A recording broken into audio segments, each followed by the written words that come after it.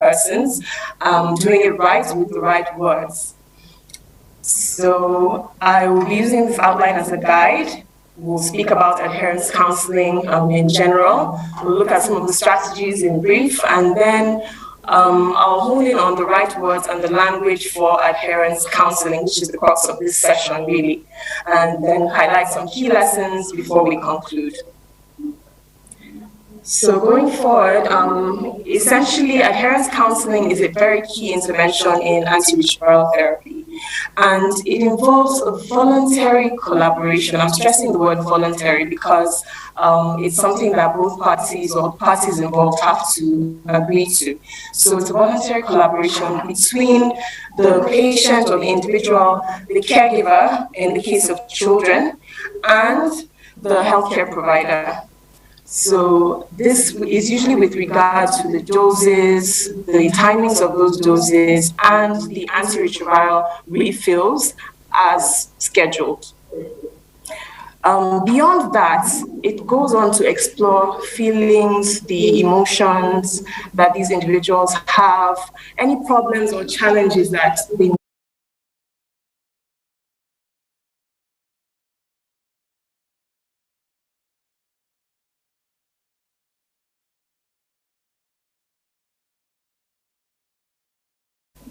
with respect. And aside from that, it involves you including them in all the decisions regarding their care. You know, healthcare worker centers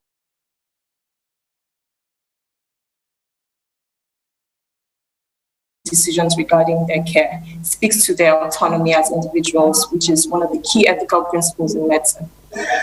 So essentially, when adherence counseling is done properly, it fosters a partnership between the individual and the healthcare provider, and this supports the individual to achieve the best therapeutic outcome. So going forward, the overall strategies for adherence counseling, they can be regimen-related, patient or family-related, or healthcare provider-related strategies. Now, I'll be speaking more towards the healthcare provider-related strategies simply because we're talking about words and language and how we use them and how they matter. So at the foundation of these healthcare provider strategies, it's very important to establish trust. Once you have a trusting relationship between the parties involved, it aids communication, and that also helps to facilitate the behavioral change that is required for proper adherence to medication. So it's very key to establish trust as a foundation. Now, it requires an open and honest relationship, and this requires us to have active listening skills as healthcare providers. And we need to engage our patients and the caregiver, as the case may be, with ways in which they can explore the barriers that they have to adherence to their medications. Any problems that they may be facing regarding their treatment, these can also be explored during these sessions. So essentially, all of this is done in order to provide solutions, to bring about solutions to whatever barriers or challenges they may be having. So moving on, this is really the crux of the matter. You would agree with me that our words have power. As healthcare providers, you know that many times individuals listen to what we have to say with tenacity. Essentially, they'll take everything that we say hook, line, and sinker. So it's very important to use the right words at every point in time. I'll start with tone. You agree with me that you can say the right thing with the wrong tone, and it will totally change whatever results that you're trying to achieve. So it's important to always use the right tone. I'll give an example. You can say, "Are you all right?" And it might sound like you're inquiring as to if the patient is okay or if the individual is okay. And well, it also is linked to culture, but where I'm from, if you say, "Are you all right?" there's a way that you say it that makes the individual feel like, oh, you're suggesting that something is wrong with them. So choose the right tone. Then use simple language. As healthcare providers, we have our own language. We understand ourselves. You know, we have those things that are common to us. When somebody uses a certain phrase or a mnemonic, we understand what the individual is saying. But we must remember that in speaking to our clients, we should ensure that they understand what we're saying. So use simple language, avoid medical, technical terms as much as possible. Use what you're sure your patient can understand, and always try to check their understanding. You're passing a lot of information across during counseling sessions. So it's important that at every point in time, you're ascertaining that the information you're passing across is being understood. Now, you can ask them whether they would like you to repeat what you've said, clarify anything. You can also ask them to repeat what you've said in their own understanding, just to be sure that they've gotten the message, because communication is a two-way process, and it's important that we always keep that in mind. Ask open-ended questions. Now, open-ended questions give you a lot more information than closed-ended questions, which are questions that end with yes, no, maybe. So for instance, when exploring adherence issues or seeing how often an individual is able to adhere to their medication regimen, you can ask something like, how can your family support you in taking your medications at the right time? This allows the individual to speak longer, to bring out things that you may be able to identify as barriers to their adherence, rather than asking something like, can your family help you to adhere to your medications? The only answers you can get from that are yes, no, maybe. And you might need to probe further to get more information from that type of question. Then speak in the third person. This is important because it helps the individual not to feel accused or become defensive. So in speaking in third person, I may say something like, it's important to take your medications regularly. Some individuals do find it difficult to take their medications on time or as required. Have you found that this is the case with you? So the individual won't feel defensive or feel like you're accusing them of not taking their medications or missing the timing or the doses. Then use a non-directive approach. Agnes spoke a little bit about this.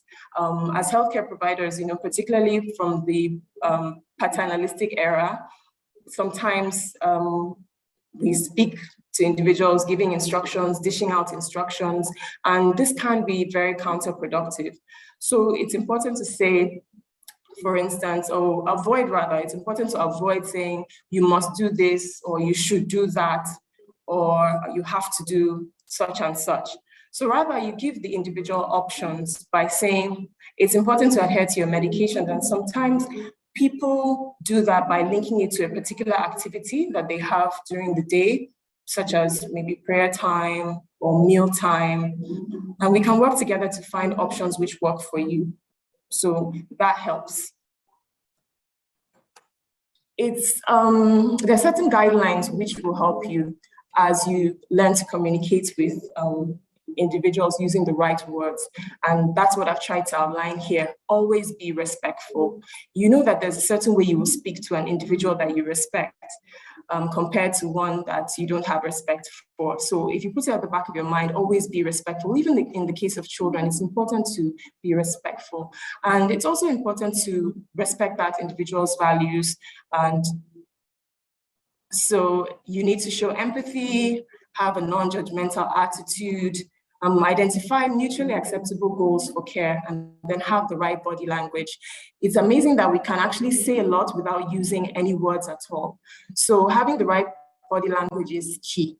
It's necessary that you say, you sit properly, you lean forward, make eye contact, avoid distractions, stop looking at your phone, your wristwatch. These are all things that show that you're not interested in what the individual has to say, or you're just waiting for them to leave the room. So have the right body language. As I conclude, I'll just highlight some key lessons.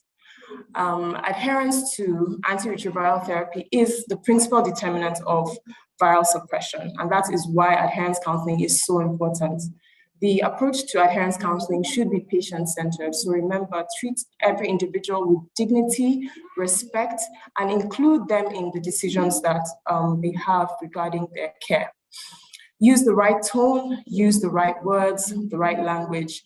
At the bottom, always remember to be respectful and show empathy. So be able to understand or put yourself in that individual's shoes and share in their feelings, and have positive body language. These are all things that we're all learning, and they're things that we'll need to practice, but together we can do it right.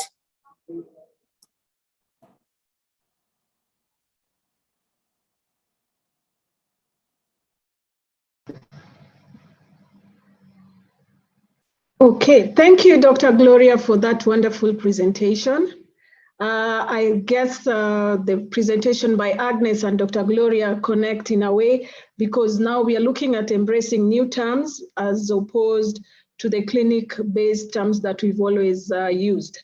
We also, Dr. Gloria has brought out health provider strategies that tend to build trust, dignity, and respect. And then it all boils down to looking at the tone that we speak with, the simplicity, the clarity of the message and the words, using open-ended questions, and also looking at the body language and the gestures that we use when providing services. So for now, we want to introduce Tatenda Chitauro, a young person from Zimbabwe. She'll be speaking from experience. She's a young mentor. She's been a mentor mother for 5 years, equipping children, adolescents, and young people with knowledge and skills to cope with their HIV status. And also she's been a force of influence for positive change, promoting awareness to access to sexual reproductive health services for her peers. And her passion is to serve others and contribute to community and learn new skills. She'll be speaking on her experiences on the disclosure process. Welcome, Tatenda. Thank you so much for the introduction. I'm so honored to be here speaking with all of you. Like I've been introduced earlier, I'm Tatenda, a young mentor mother from Zimbabwe, and I'm going to be sharing my experience of finding out about my HIV status, what was difficult and what worked. I'm a trained young mentor mother, and I've been a young mentor mother for the past 2 years, and I was also previously a community adolescent treatment supporter. In both roles, my main task was and is to connect with young people living with HIV to assure health, hope, and confidence. Our service model connects with young people living with HIV, and our service model is centered around clinic, community, digital service support programs in evidence advocacy, capacity building for health workers, and community, to mention a few. I was 14 years old when I first found out about my HIV status. I had gone to the hospital with my mother for treatment, but little did I know that she was going to get me tested for HIV. My results came back a few minutes later, and I was told that I tested HIV positive. I was very confused at that time, because the information around HIV that time highly stated that HIV was transmitted through unprotected sex with an infected person. The health worker told me that I have to drink pills for the rest of my life and to avoid getting sick. And she also told me that I still had a future ahead of me. My mother was crying at that time. All she could say was that she was sorry and that she never meant to infect me with HIV. It was the most painful session of my life, but I was grateful that I was able to discover about my status early and that I would get help, which was best for me. But from that session, I was left with questions that my life was over and that I did not have any future. And this was worsened by the community's negative attitude about HIV, that it is a contagious killer virus. You should not interact with anyone who is HIV positive. They should use their own cups and their own blankets at that time. So I was devastated back then, and I was confused. I didn't know what to do. But then I was in denial for 6 years, and it was characterized by not taking my medications as well as self-stigmatization. But however, in 2017, I was trained to become a community adolescent treatment supporter, and I was introduced to a wide network of peers like me with a shared experience in tackling various issues as young people living with HIV. In this role, we help bridge the gap between facility and community, making health easily accessible by mentoring facility staff on provision of youth-friendly services. And this included how to talk to young people in various stages of HIV prevention, testing, treatment, care, and support. We engaged caregivers who had not disclosed their status to their children and equipped them with how to do it. And we also encouraged them to seek the help of the facility staff in disclosing their status to their children. As a young mentor mother, I am encouraging pregnant and breastfeeding adolescent girls and young women to disclose their status to their partners early, which helps in their treatment outcomes. One won't have to stop their medication, or they won't have to hide their medication because their partner does not know. I'm going to share a case that I came across, which was both difficult and a success at the same time. And this was one of the cases where I got stuck and needed support from healthcare workers. One of our main challenges as peer supporters is the issue of disclosure. Our young mothers are having difficulties in disclosing their status to their partners and their family members. I was supporting a young mother who tested HIV positive when she came for antenatal care booking. So I encouraged her to disclose her status to her partner, but she was not ready to do it because she was saying, if I disclose to my partner, you will divorce me, and that will be the end of my marriage.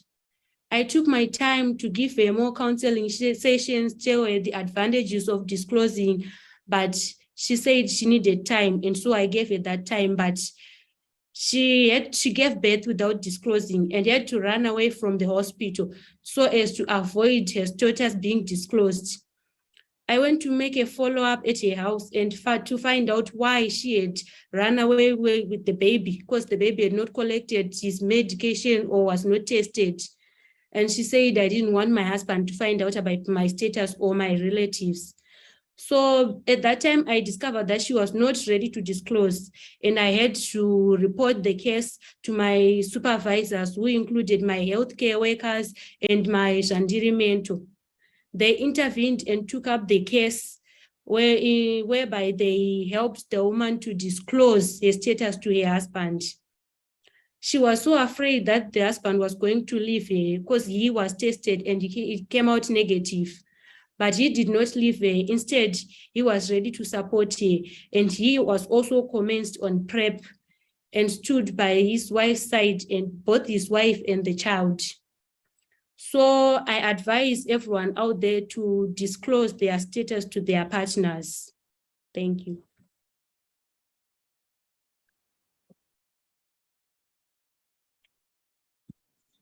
Oh, thank you so much, Tatenda, for the goodie presentations and sharing your testimony and experience on how we have navigated. This is something very important for all of us to understand from the real experience that which do young people and children face along their journeys, along their adherence journey. And I think first, and I would like to encourage all of you to keep on posting your question on Q&A function. Use your Q&A function to post your questions that will be answered at the end of this the presentation. As you are all aware that the network challenges made us unable to hear from Selma presentation. I hope that now, Selma, you are in a good position to present. I hope your network is now good. So we are going to move swift to you that you present on the issues around misgendering. Then from there, we'll just be going to the next to the next procedure. Thank you so much. Selma, over to you. If you are available, please, can you please come up for the presentation? Selma, I'm not sure if you can hear me. Yeah, okay.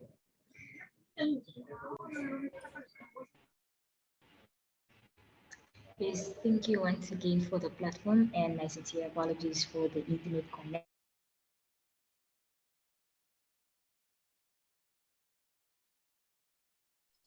Guys, seems like we have lost Salma again. I'm back sounds again. like she's back. Yeah. Okay, I'm hoping that the internet works because I've been sweeping it. And as introduced before, I am Salma Iyambo, and I will be presenting based on awareness on misgendering in white matters. Firstly, what is misgendering? Misgendering is defined as referring to someone by a pronoun that is not theirs, or headline defines it as, or it occurs when an individual refers to a transgender, non-binary, or gender non-conforming person using terms related to how they identified before transition. And you're probably wondering, why does misgendering matter so much? Next slide highlights why misgendering matters, because due to the fact that young people are misgendered at the various health facility, it results in them not coming back to access the necessary sexual reproductive health rights services, which then denies them their right, and it causes an increase in the statistics, and which results in more young people suffering because they do not access the necessary services, they do not access their medication, which results in them actually suffering. And this is not supposed to be the case, hence the need for us to be cautious when we are speaking to the next person. Young people are living in shame and are constantly fighting to be addressed correctly. Do we really want young people to constantly be on the fight of being addressed correctly, or should they focus more onto taking their medication or accessing the necessary services that they need and being the change or bringing forth the change that they want to see in their community? Another reason why misgendering is that it may result in, why misgendering matters is that if one is misgendered, it may result in them wanting to discontinue with their identity because they constantly have to fight the shame, and so much effort has to go in them being addressed correctly. But should life really be like that, or can we put more emphasis and more effort in making sure that we address individuals by their right pronouns? Another reason why misgendering matters is it has a negative impact on our mental health, because them constantly fighting to be addressed correctly, constantly living in fear of, when will I be misgendered next, or will the next person really treat me as a human? How does misgendering occur? Misgendering may occur both intentionally and unintentionally. How so? Often society associates a person's identity with their physical features, which may result in them misgendering the next person. But should we then associate their identity with physical features while we are living in the 21st century? These are also some of the key things that we look at, and in this case, it can both be intentional or unintentional. Another key thing, or another key factor on how misgendering occurs, is when we run by assumptions based on what we have known the person as, based on our past relationships or observations. Because as the saying says, how or who I was 2 years ago or a year ago is not who I am. So it's best not to assume based on what you've known the person, but rather inquire from the next person on how they prefer to be addressed. But this will also be featured in the next slide. The use of vulgar language with the next person because of experiences or trending news about the LGBTQ plus community is one of the means or through which misgendering occurred. Because just a few days ago, I took a cab to school, and there was a trending issue in our local newspapers about a gay couple that recently got married and he took his wife to the family. And the taxi driver was saying, we are witchcrafted as young people because we accept such people within our community, and that is wrong. So imagine, had I identified as a gay person, how would I feel about the men saying such things to me? Another thing which misgendering occurs is the jokes about the LGBTQ plus community. As much as it may seem as a joke to one person, it will not be to the next person because they are being misgendered. This then result in it having a negative impact on their mental health yet again, and them wanting to discontinue with their identity. Moving on to the next slide. How can we improve? As stated on how misgendering occurs and why it matters, here are some of the key means to how we can improve and avoid misgendering. If you are unsure about your client's gender, it's always good to inquire how they would like to be addressed rather than running on the assumption and misgendering them in the process. And if you have gotten it wrong the first time and you have done it unintentionally, we all are human and we learn and we unlearn.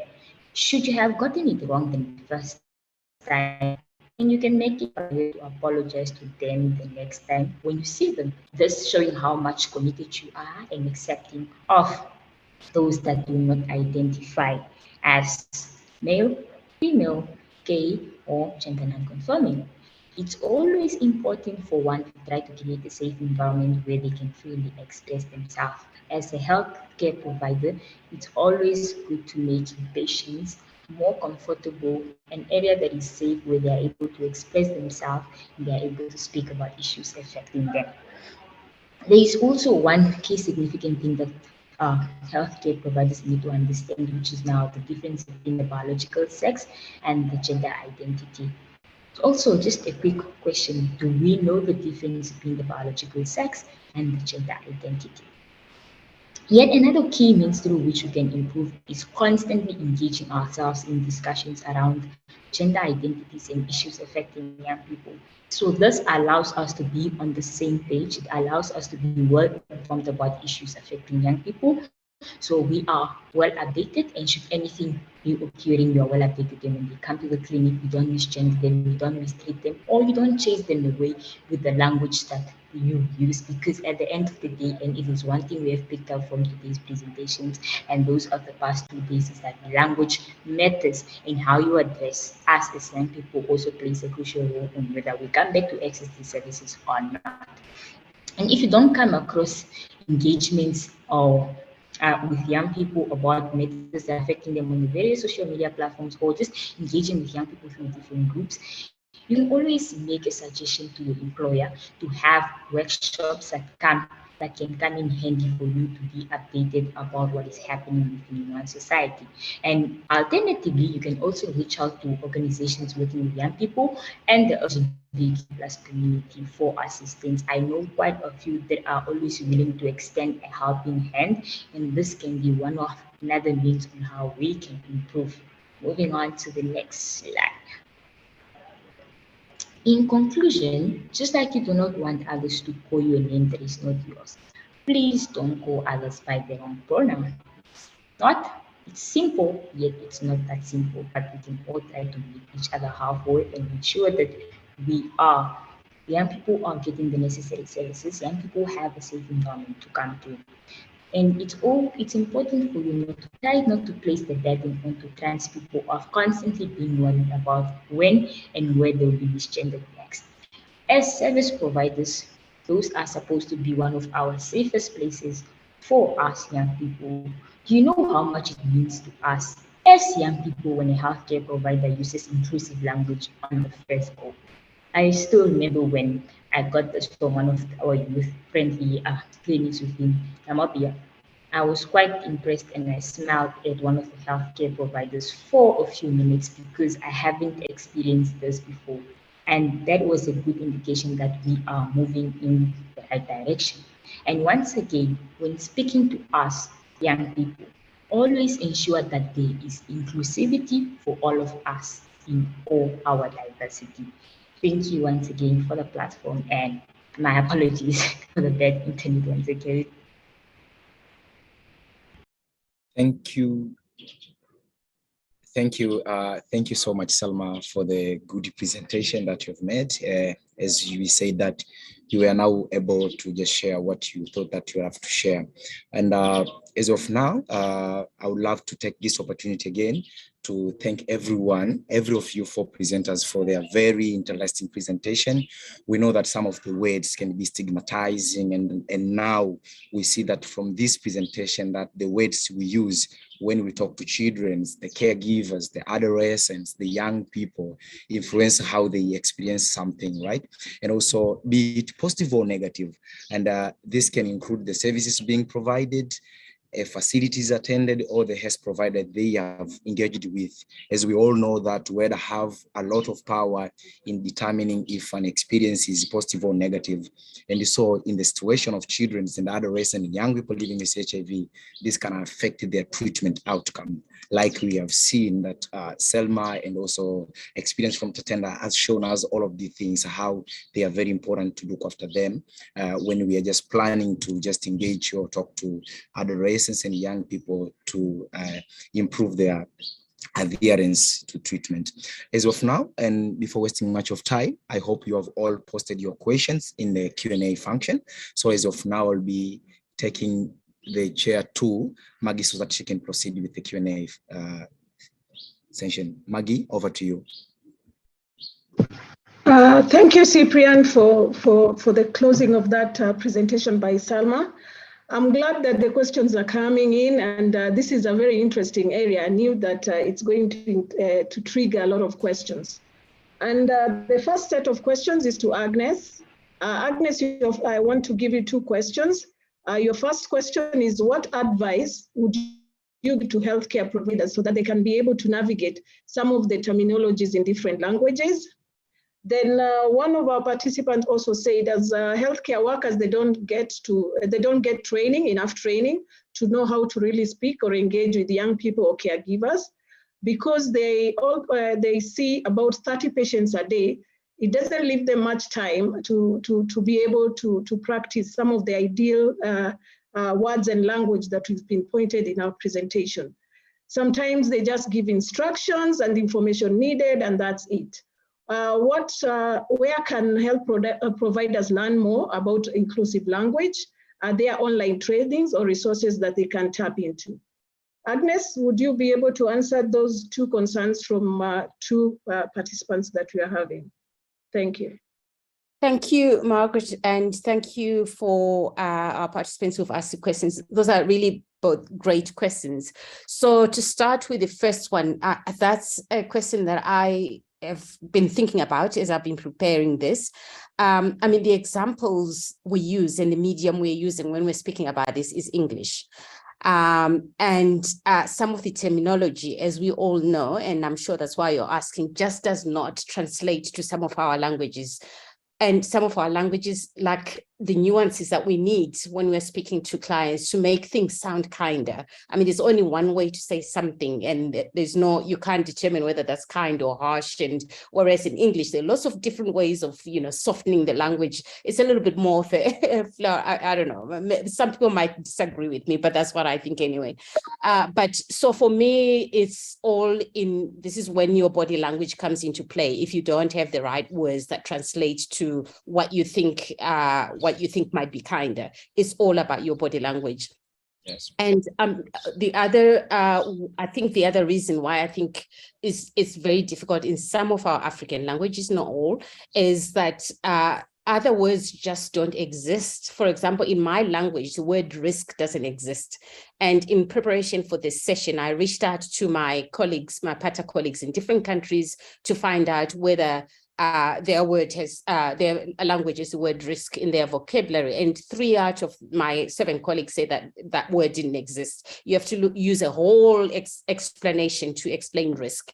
Yes. And as the second question is asking, usually busy, you don't have the time to tell a long story if you want to get through to someone.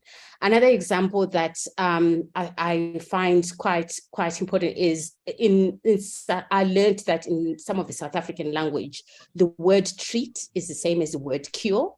So you can imagine if we're talking about HIV, if you misuse that word, you can imagine what the consequences of that could be.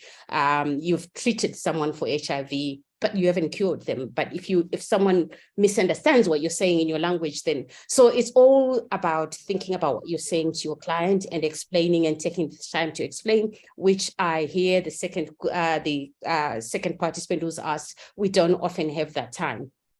So it is challenging. You can only do your best, and when all fails, your body language is can help you in terms of trying to say it all to your client. And in terms of, and I think what we can do in our context certainly is to try and think about some of these common words that we struggle with. I'm sure there are many of them, and think about how we translate it in our own communities and educate others so that we as a community have the same language that we can use and try and translate. And then to answer the second question, again, really, really difficult. I can't remember if I caught the full question, but really difficult when you're in a busy clinic, you don't often have time, you're not trained. And as we say, as I've just said, it's often training in a different language, and how do you bring it home and translate it? So it's again, my response to that is about body language. It's about showing that you care for that person that you're speaking to. And then in terms of training, there are some online resources. If you visit our website, the summit website, session associated with this link, there are some resources. I'll make sure I add more. There may only be a few in there, but I'll make sure I add more resources. In terms of the actual training, I'm sure there are other trainings, and yeah, we'll look into that and we'll drop that into our resources folder as well. But thank you for those great questions.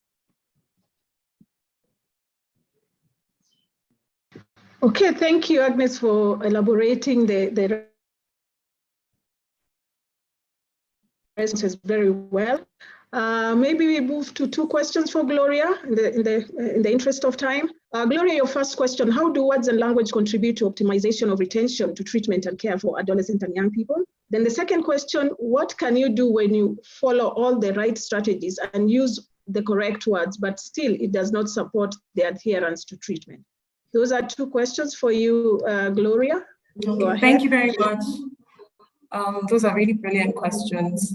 In terms of optimizing retention to treatment and care for adolescents and young persons, the most important thing I can outline is being patient-centered. Because adolescents, young people, they don't like being spoken down to. Nobody likes being spoken down to. But when you show them that you're involving them in their care, it helps to build that partnership. So in the long term, it helps to optimize retention. So treat them with dignity, treat them with respect, involve them in the decisions regarding their care. I think that will go a long way to optimizing their retention in care. And with regard to the right strategies and the correct words, but still that doesn't seem to be enough, it's an iterative process. It's something that keeps building up and building up. You can't change somebody's mind in a single consultation or in a single session. So I think it's important that you still treat this individual with dignity, respect, and give them the pros and cons. You're not speaking down to them, but you let them know that, okay, these are the pros, these are the cons. And at the end of the day, they have that autonomy. It is their decision. You can only support in adherence counseling. So you support by doing the right thing, speaking the right words, using the right language, and showing them that, you are doing or you're advising them in a way that is for their benefit. I think that will also go a long way to help.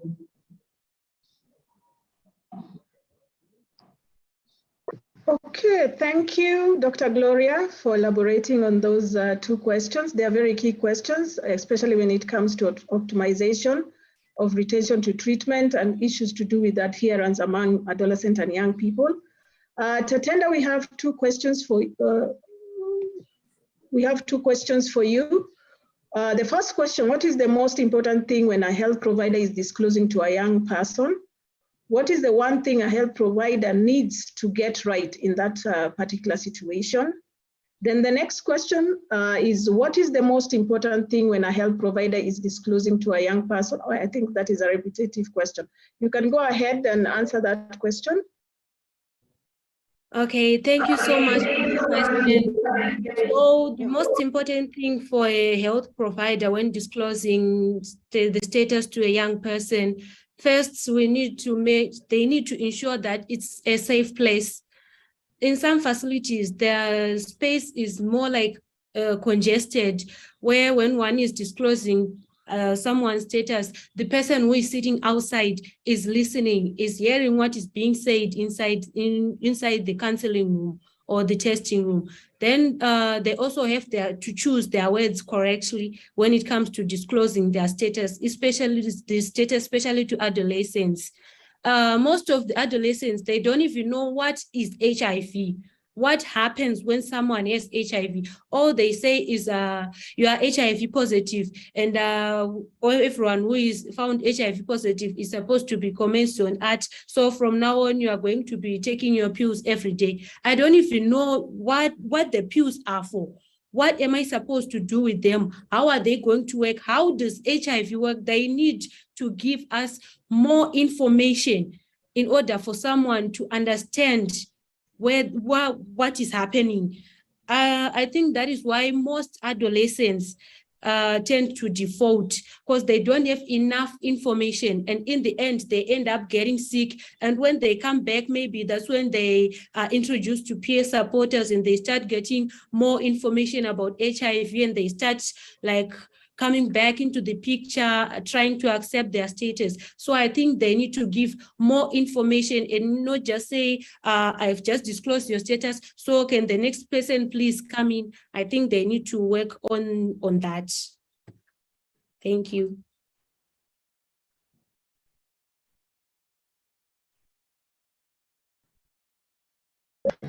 Thank you, Tatenda, for that answer to that question. We'll move on to Selma. In the interest of time, Selma will only give you one question.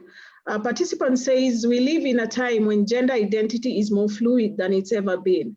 People have more freedom to express themselves in terms of who they are. Sometimes it takes a little while for others to catch up and understand why someone's gender identity is different from what it is. And why is it different to what their biological gender is? How can we find a balance? Selma, that's a question to you on gender identity. Well, thank you so much for the brilliant question. We understand we are living in a world where the gender is actually evolving, and it takes a bit of time to adjust depending on which part of the world you find yourself in. Yes, it takes a bit of time, but that does not mean that we should not also adjust based on what is happening within our societies. And if somebody identifies, or if you come across a community and seeing that the internet and everybody else living within the 21st century actually has access to this information, that people identify beyond male, female, gay, gender non-conforming, we should also acquaint ourselves with the necessary knowledge, so when we come across these individuals, we know how to address them and we know how to do so without misgendering them. Yes, we understand it takes a bit of time, but that should not also be a reason to constantly be doing something, and it cannot happen overnight. So I will say, if you have done it once and after you have realized that you have actually misgendered the next person, this is whereby you come in and apologize while you're finding the balance to say, no, I was not aware of A, B, C, D, my sincere apology, thus then allowing you to move forward with your clients as a healthcare provider, and they feel that they are within a safe space where they can express what they're going through and be their true self without having to hold it back, because you as a healthcare provider has not adjusted to that stage yet. And as healthcare providers, we need to adjust with the time, so we ensure that we serve our clients, because if we are not adjusting, then what? Young people will not come to the clinic to access these services. Young people are going to continue suffering. So it's important for us to acquaint ourselves with this information, and if necessary, necessary, then our employer or ourselves can come together to seek training from organizations that work with this kind of young people, so that we are moving together and we are serving all of the young people within our diversity.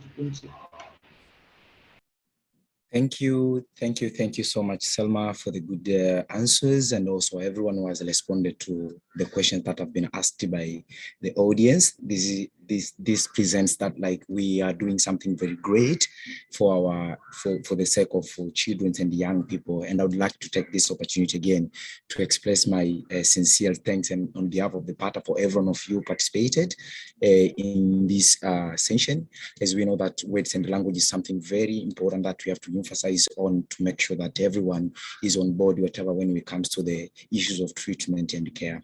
Thank you so much. It's the high time now to implement or to put into action those recommendations from various presentations we have heard from our interesting presenters that have been presenting with you here. Thank you so much. Hope to meet you next time, and also you have a time to learn about these issues. And if you want to get maybe the presentation, it's the time that we'll be communicating to, you'll have some of these resources and materials to read, maybe from online, to understand deeply how are you going to work with adolescent and young people, and also assuring that the issues of words and languages are there. Thank you so much. Maggie, do you have anything maybe to comment before we close?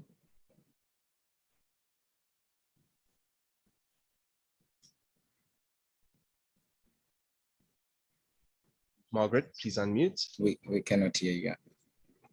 Oh, so sorry. Thank you, Cyprian. You've covered it all. I'm glad I enjoyed the session myself, and I'm glad for the participation that has been online. For the questions that we've not been able to answer live, I hope the presenters will be able to answer them on the Q&A section. Otherwise, thank you so much.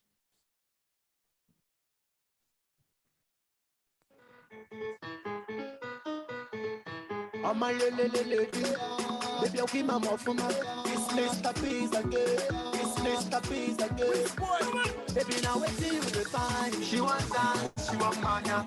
She says she know the shit. She want dance, she want mania. She wanna tie for fun. She want dance, she want mania. She says she know you. She want dance, she want mania. Oh yeah, fight away. Oh yeah, cheat away. Oh my little fight away. Oh my baby, cheat away. Fight away. Oh my rich and my cheat away. Baby, oh yeah, cheat away. Oh yeah, fight away. Oh kuru bata, oh kuru buku. Baby, now I see you, they find you, say I'm on you. I said, now I see you, they find you, say I'm on you. Take up. She come the wine, I'm like, you don't. She come the wine, I'm pass you don't. She tell me, say, go buy a moto. I tell her, say, go play some lotto. Oh yeah, fight away. Oh my little fight away. Oh baby, fight away. Where you want your bite away? Shuru bata, bulu bubu, bulu bata, bulu bubu, bulu bata, bulu bubu, bulu bata, bulu bubu. She want dance, she want mania. She says she know the shit. She want dance, she want mania. She wanna tie for fun. She want dance, she want mania. She says she know me. She want dance, she want mania. Which boy? Come on, oh baby, bakala.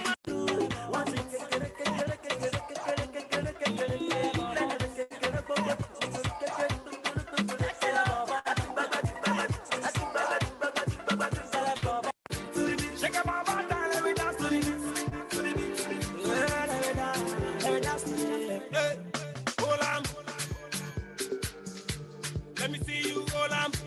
Yeah. Holy body, LFUS for you, man. Control am. Omusajja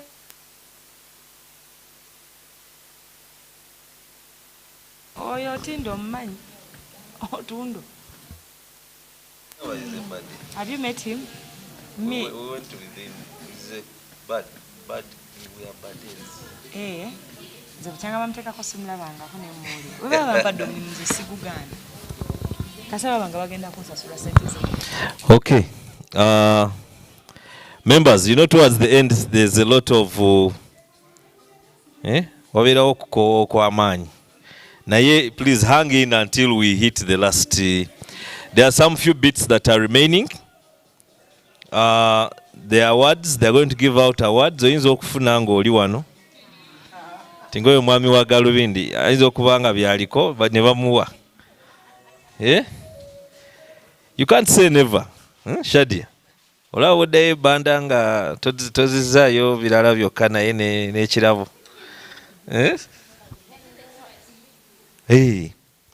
Naye nga mwebale nnyo mwebalire ddala. Normally when you come for such workshops, mumanyagane n'abantu. Si bya kubeera mu dining yokka. But let's know each other. Temumanyi tugenda kwesanga. Goyinza okulooza kubanga oli Capito neetaaga. Nate no Johnsanga nga nange ndinawe ndi nange ngo neetaaga. So ebintu ebyo mubiveemu ebyogamba nti bali. Are we together? We are all frontline what? Si ekyo Letitia. Oba ndi wa Mpiso, oba ndi wa Transi, oba ki. Out there ebyo teri ayagala manya. We want to survive and move on. Police bwenkwate ebekutte. Eno kwada nga tekwatidde na just over drinking yekoze eki. All together. Or you've done an accident and they put a lot of things. So please, it's good to keep in touch. Normally when I see people, bemba desimanyi we keep in touch. Katinga ono mulongo oli we photo. Abalongo be 40. So it's very, very good. Kakati katulinde tulabe ekigenda maaso. Grace, so inakyo yagala okwogera. Is there anything you're going to give out after? Maybe we need to know.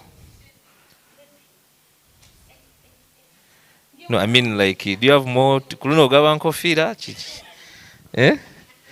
Kawanga t-shirt tuwadde. Ito kubango inayo nanka baika. Ngaziriko pata. Okay.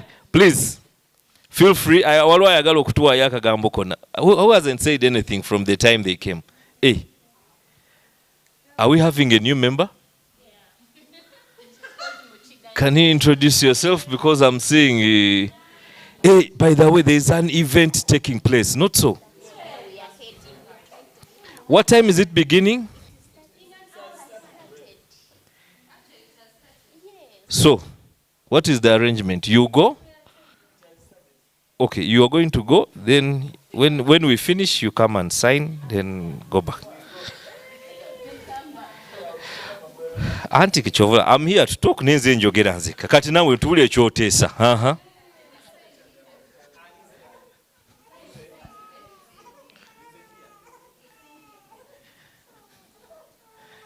Omwana oyo mama walazeyo. Kakati.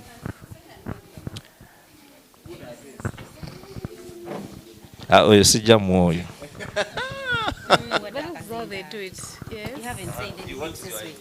My idea is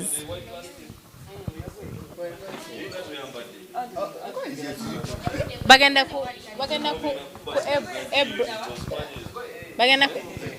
ku brands. We saying we get the money, we go. No, I want to see your suggestion. My suggestion for what? For the money.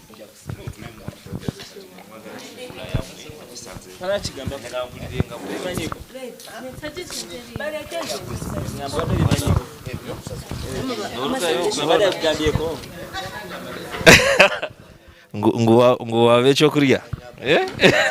Not me, someone from the hills of kakati ze kyembadde ngamba tulinayo waba waliyo session etusigaze tuzikube tumalirize kyekyo wali esigaddeyo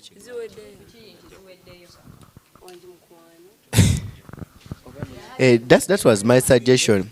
If we have the mobile money done. Okay, officially we haven't yet finished, so katudeeri kintu tukimale bulungi bajja kuyita abe Uganda nga mwe muli ate ku birala tuva wano nga tumaliriza No, I may have just said, and that's it. The timetable is there. You have registered. Our technical team, mutuzeyo over South Africa. I don't know the headquarters za pata ziliwa. Hey, tumali bagenda gaba awards zibiki tukube ne buy. Hey, buy. Hey, then we close. Hey. No, you wait and see. Maybe you're going to get, although you came late. Simanyi go about registering and not registering. Era grace over na registering zokoze nsobi. Okay, technical team, let's go back that side. Chintu tulino chimaliriza today eri.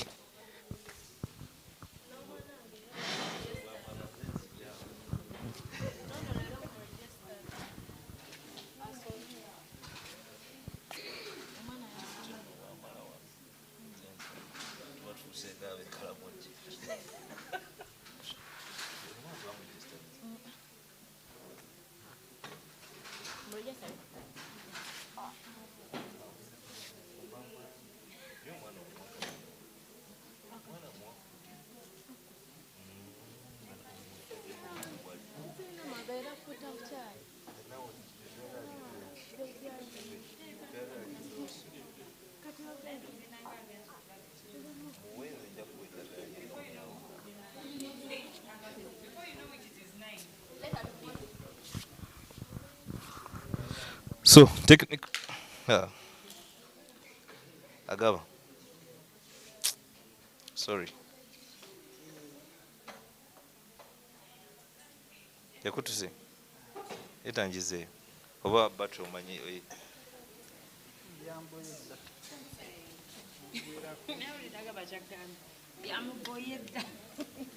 Bino oba bino. Bino his history has been on.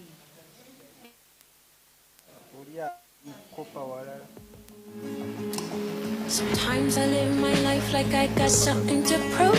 Get caught up in opinions, I got so much to lose if I don't perform well. Next.